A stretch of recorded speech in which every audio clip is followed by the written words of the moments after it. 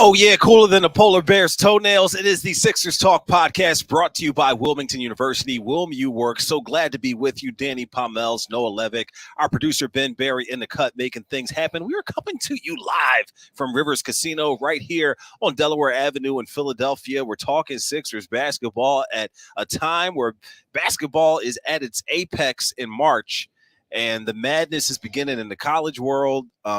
The Rivers Casino Sportsbook area is a little fuller than normal, and I'm sure it'll be raucous next week when we come back here.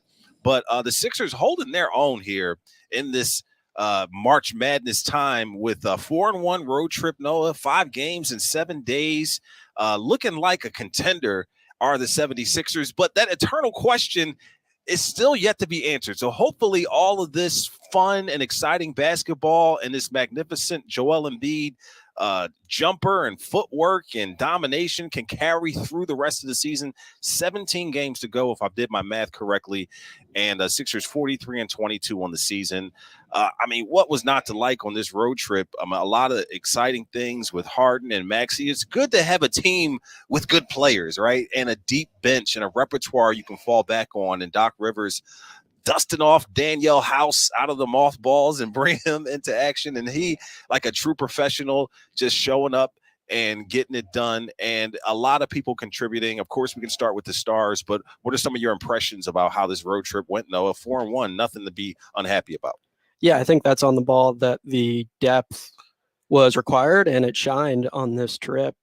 I think House, a definite bright spot, and Paul Reed. I knew that's what you were going to say. I don't want to neglect House. I think he has this helter-skelter style at times, and it is rather entertaining if you're a neutral to see him freewheeling down the court a little bit out of control. But there were quite a few moments on this trip where you saw he has a little nuance in his offensive game. Likes that step back three, but he can make a play or two off the closeout. I believe in that Indiana game, he had 4 assists, 0 turnovers, and just having a guy with that ability off the bench. And as you said, just so adaptable and just kind of thrown into that situation and excelling. I think that's a big plus. But yeah, Paul Reed, man, what a trip for him. I think Montrezl Harrell is firmly out of the backup center picture for now, and there's a good reason for it. I think Reed was unbelievably great in that Miami game where the Sixers as a team just did little wrong. But really across the trip, there were a few games where they started fourth quarters well, and that's the reason they won the game. And Paul Reed had a great impact on both ends. Again, with him, I think the level of control and discipline was impressive, in addition to the activity and the disruptiveness and energy that he's known for.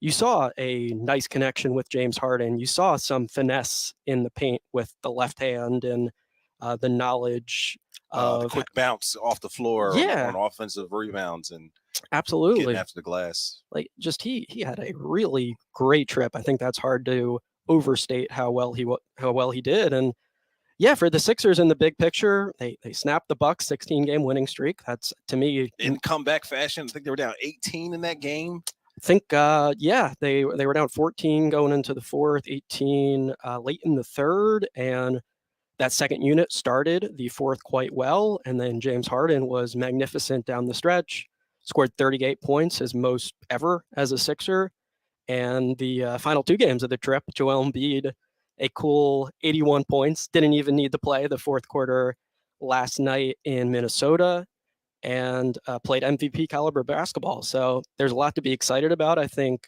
just broadly from the trip. But let's give the bench a little shine. I think those guys were fantastic across the board, and Paul Reed in particular, to me, was the star of that unit. Yeah, I think that's something that, you see the progression of Paul Reed, and we have discussed and thought about and mulled over those backup minutes behind Joel so much over these past couple of years. But to see Paul Reed step into that void, and so many people enjoying his style of play because of the motor and the story of where he came from, and how he kind of rose out of the ashes from the pandemic basketball and showed that he could be a part of what the Sixers do here. And it's funny, you look at those pieces, and suddenly Doc Rivers with Harden and that bench unit, you have a guy who's playing prolifically sharing the basketball, leading the NBA in assists. And we saw him and Tyrese Halliburton in a crazy duel in Indiana, where if you liked offense, if you flash back to like the Doug Moe era of basketball, like, both teams scoring so many points, it's just unfathomable when you think about today's NBA. And, people think about getting stops and slowing down the tempo and, whatnot. But just you think about Harden playing great, and then Doc Rivers finding this bench group that can play with him and compliment him as he's, sharing the basketball. A lot of great things to enjoy and hope that can carry through to the rest of the season. Who do you feel like outside of Embiid and the dominance he showed at the free throw line and, like you said, not playing the fourth quarter, who's the guy that you feel like has taken the biggest step forward? Of course, they're trying to figure out, is Maxey a bench player or a starter? Harden has taken these steps forward. We talked about Paul Reed, and there's other guys you could point to, but who's the guy you're thinking like, man, this person has stepped up and provided something that the team needed when they're trying to, pull this thing together? I think Tyrese Maxey would be a solid name there. Okay. 6 straight games with 20 or more points, which I believe is the most ever in his NBA career. So the Sixers are a team that even in their wins has not been ultra consistent, but that's a nice little consistent stretch for Maxey, and extraordinarily efficient too, 50% or higher from the floor in every single one of those games. And he hasn't made dramatic strides statistically with drawing more free throws, but I've seen encouraging stuff there. In that Milwaukee game, there was a stint where the Bucks put Javon Carter on him, and Maxey did have some burden to just create offense with second unit players. And I thought he handled that physicality really well, was super aggressive, drew a foul or two on Crowder, a veteran physical defender. And I think that just bodes well when you look ahead to the postseason, and half-court offense can be a slog, and occasionally you need someone besides your 2 best players to carry the load and to just get you tough points, whether that's at the foul line or from the field. I think Maxey also, throughout this season, has showcased that deep range and that comfort with the step-back jumper, and it's just made him so much more dangerous when teams have to respect that threat, play him a little tighter, and if you do that, the speed is going to kill you. I mean, this and guy, he survived that slump. He kind of shaken off that iffy shooting period that he kind of went through, where the ball seemed to be in and out so many times. But man, he was dropping jaws. To me, it made my jaw drop against the Timberwolves, just the way he was playing. Absolutely, yeah, and that enabled the Sixers to hold Embiid out for that entire quarter, which was a nice little bonus. But and no Harden, so right, there wasn't much else to go to offensively as far as scoring the basketball with Embiid on the bench. Right, a lot of high quality wins on this trip, in my book. Obviously, the Bucks game stands out, but I thought the Miami game, without Joel Embiid was fantastic. And then Minnesota, James Harden gets to enjoy Tyrese Maxey from the sideline. He seemed to get a kick out of his little guy having a good time out there and getting buckets. So yeah, I think the initial adjustment, sliding Maxey back into a starting role, has been good as we expected. And then also, to no one's surprise, there are legit defensive concerns there, and we'll see how well the Sixers answer those. I think certainly it was a fantastic end to the road trip defensively. If you look specifically at the Timberwolves game, Embiid had a big part there, but I thought just across the board, you saw a lot of guys giving solid effort at the end of a long, hard trip. You saw a few guys you wouldn't expect being capable of switching, doing an okay job there. George Niang was given his best effort. And holding Minnesota under 100 points is a very solid end to just a fantastic trip overall. And yeah, I think to your question, I have no problem, naming Maxey as a guy who has risen to the occasion when needed over this recent little stretch.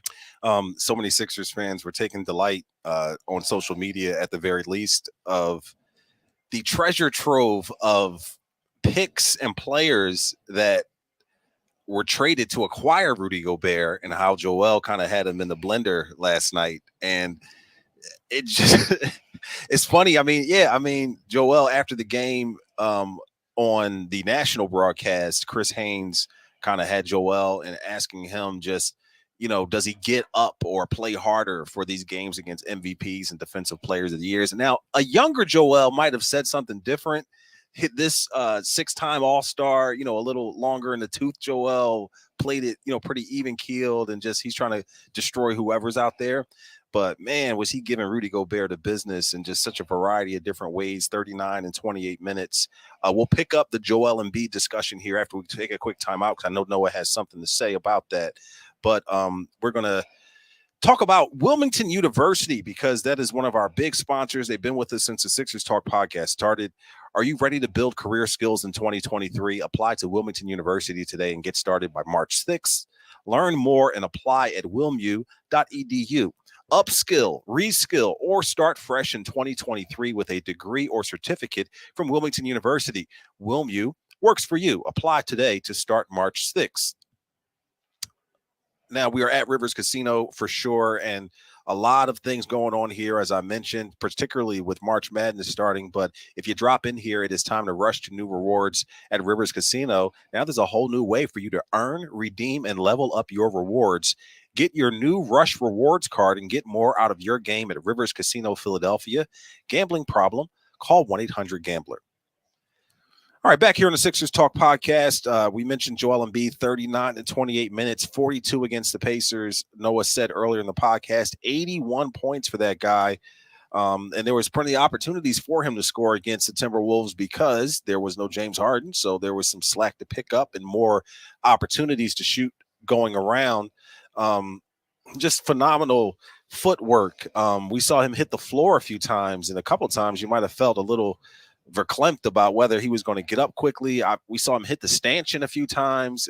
Once his ankle kind of went a little quirky there under the basket, but it just did not stop him from playing some fantastic basketball. And, just the way he was going at Rudy Gobert, it seemed personal, but it just also seemed like just Joel doing his thing as he has been doing, particularly over these last few games. But what's not to like? It's hard to pick his game apart.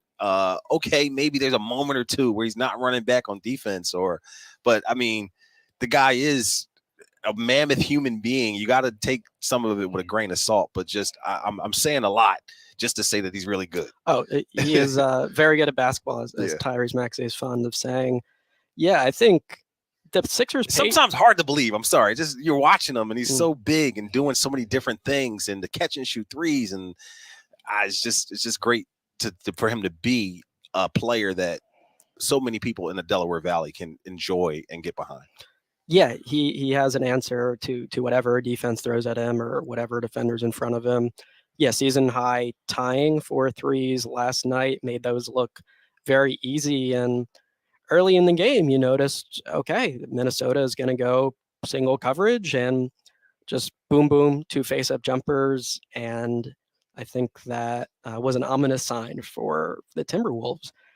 Gobert, okay, he has good length and he's a fantastic rim protector, as people know, but just one-on-one, Joel Embiid, there aren't really guys who barbecue chicken. Yeah. It was barbecue chicken time out there. I think the best defense on him one-on-one recently has been Brook Lopez in the Milwaukee game, and Embiid still scored 31 points and made a clutch 3 in that one as well. So he has, I think, been very impressive during this road trip at just stepping up exactly when the Sixers need him to. And that Minnesota game was close for much of the first half, and then he snaps his fingers, 15-0 run. He's blocking everything that the Timberwolves guards throw. Oh, there's 2 ends of the floor? There's 2 ends of the floor, and he's good at both of those? He is that true? He is elite at both ends of the floor. Wow. And right. Yes, that is a strong mark in his favor for folks who want to fixate on the MVP case. I wasn't going to bring that up, yeah, but it seemed like we were heading that direction sure. a little bit. I mean, I heap so much praise on him, and that is just a constant debate in so many basketball circles about who's the front runners for MVP are, and you see Joel and Nikola Jokic so deserving. It's difficult to enjoy all that Embiid is and not see him be rewarded for it at the end of the season with the ultimate prize of being the most valuable player in the entire league. But it's difficult to do. I mean, that's why it's difficult, because you have people voting on both sides, different criterias and things like that. And, VORP and all these other things that people use to determine who needs to be lauded and who doesn't. But are you feeling like that is even something that they should waste energy on? That whole MVP race and, giving attention to that? Do you feel like the Sixers should just steer clear toward, and Joel Embiid, toward just winning games?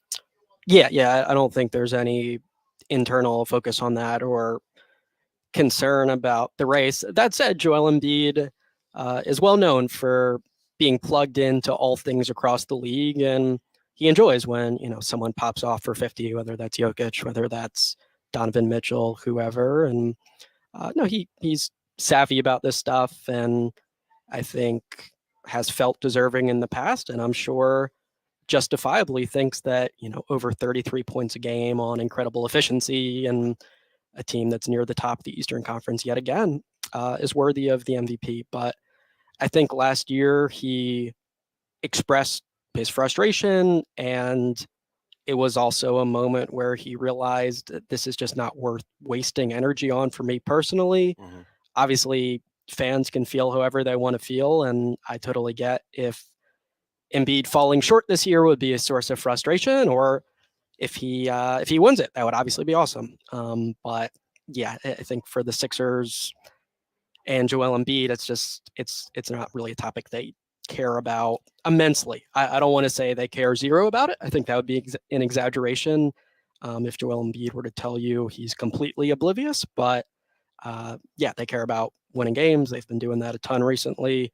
And yeah, you look back to James Harden when he returned from that injury in early December. Sixers have the best record in the East since then. They have the NBA's best offensive rating, and this is a team trending up, and Embiid's a big reason why. And I think that's the bottom line ultimately. A lot of fun basketball, 5 games in 7 days. And we just neglected to mention Embiid putting all this work in on the second half of a back-to-back. They get to rest him for the fourth quarter. They get 2 days off before, guess who? Logo Lillard, Matisse Thybulle returned to Philadelphia. It was interesting to see how that reception turns out and where Dame Lillard's offensive game pans out against the 76ers.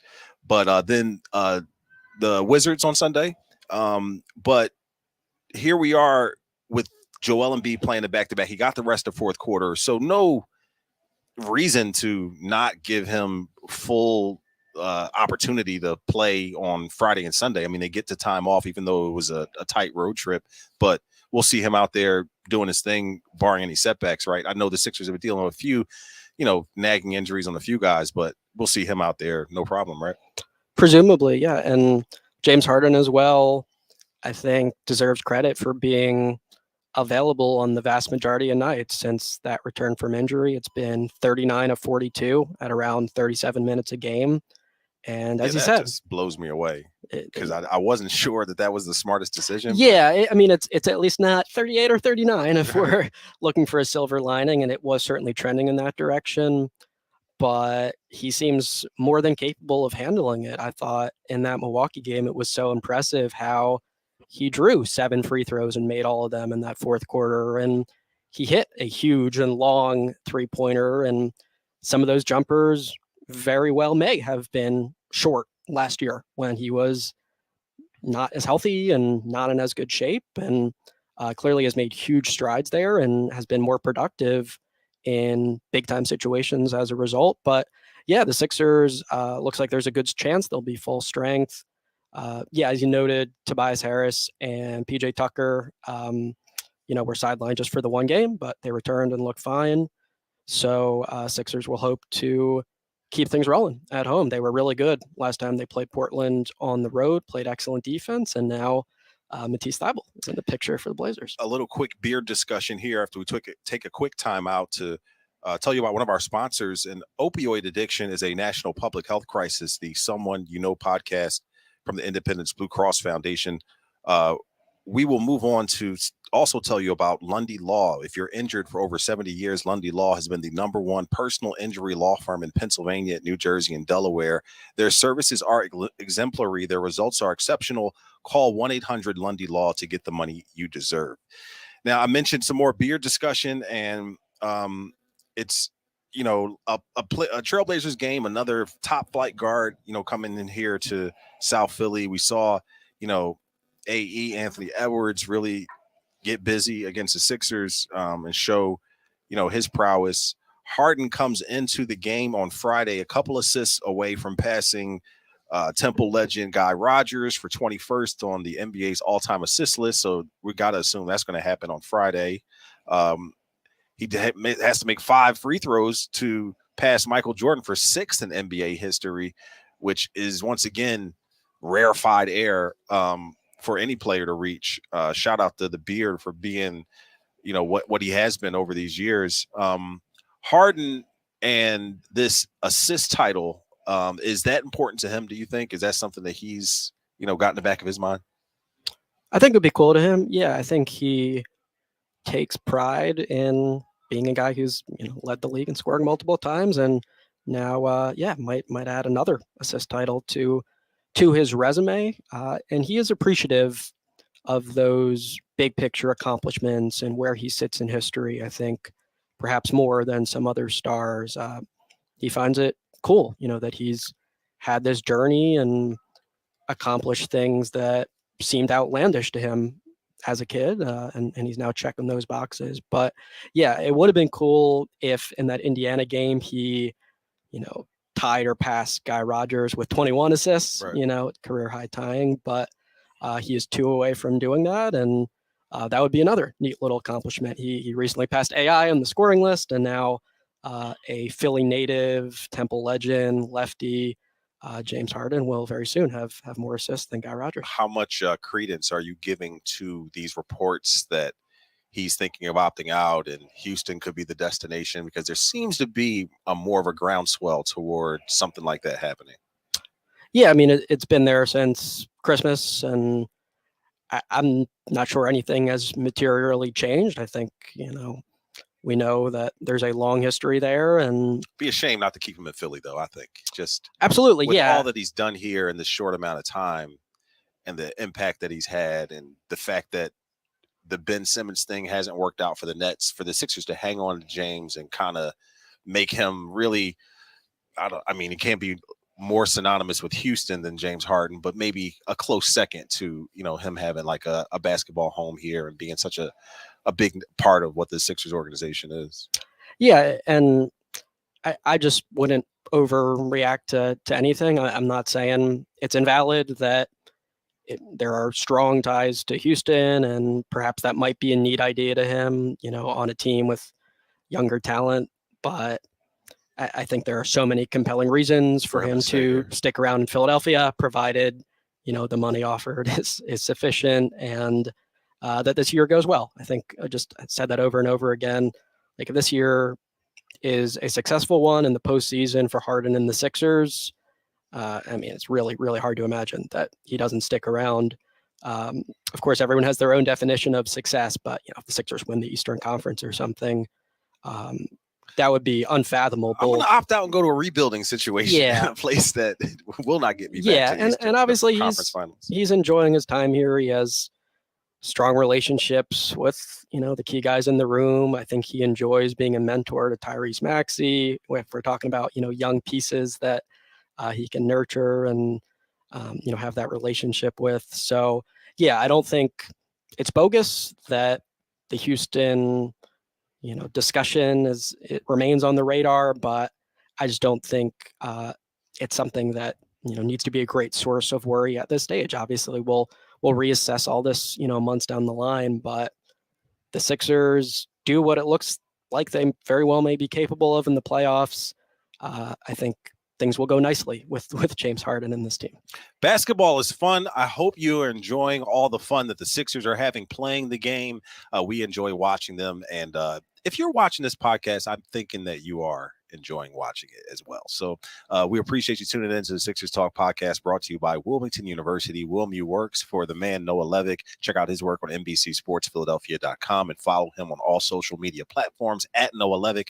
I'm Danny Pommells. For Ben Barry, our producer extraordinaire, thanks for watching. We're coming to you live from Rivers Casino. We'll see you next week.